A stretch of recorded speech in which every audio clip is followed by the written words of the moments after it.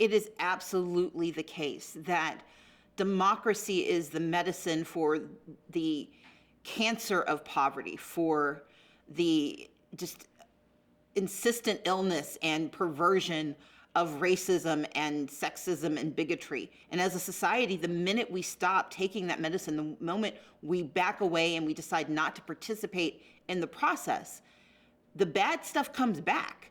The cancer returns. When I ran for office the first time, when I ran for governor, I didn't talk about my campaign in terms of access. I talked in terms of people's lives, because as a legislator, that was my job. It wasn't my job to win victories for my party. It wasn't my job to ensure that one political ideology was dominant. It was my job to solve the problems that people faced. The problem of making sure that your child isn't tracked into a lower tier class simply because their learning disability hasn't been diagnosed. That if you have been in prison, that you have the ability to rejoin society, and that means that you can get a job and a bank account, that you can put behind you the mistakes you've made, and that we take for real this re-entry into community. That when my parents were sick, I was able to help them with health insurance. What we would do, and part of the process was that we would say, here are the contests we're going to try to win, here are the people we're going to try to elect. But it was also my responsibility when the results came back to talk to the very same people and say, here's what we got done and here's where we missed. My responsibility was to not only be reflective, but to be honest.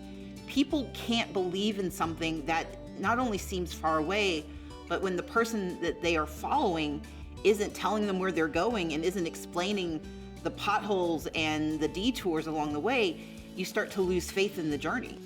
The reality is, we've got to celebrate the wins when we have them. We've got to acknowledge the challenges where they are, but we've got to remember that protecting democracy is a constant and permanent responsibility.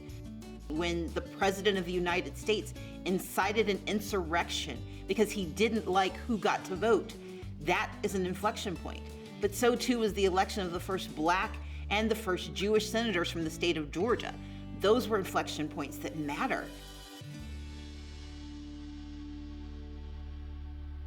I was raised in Gulfport, Mississippi by my mom, who's a librarian, and my dad, who was a shipyard worker, and we were working poor. My mom and dad were both civil rights activists as teenagers. My dad was arrested at the age of 14 trying to register voters. And we teased him that my mom was doing the same work, she was just better about getting caught.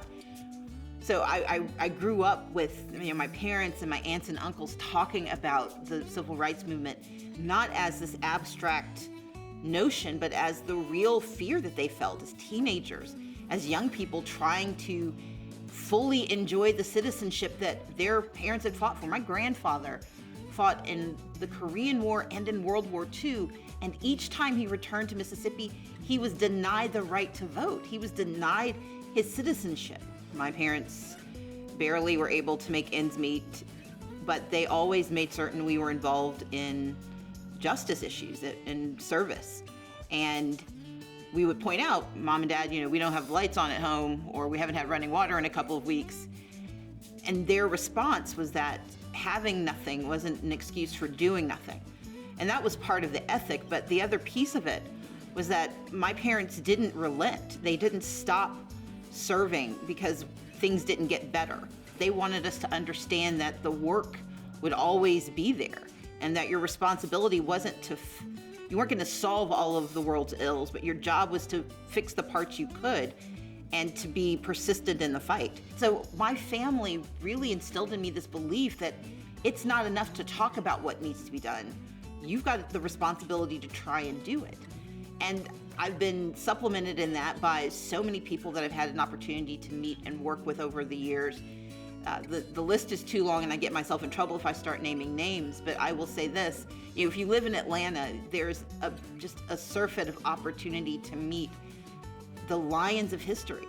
And I got to work with them. I got to serve with them. And most importantly, I got to listen to them and learn from them.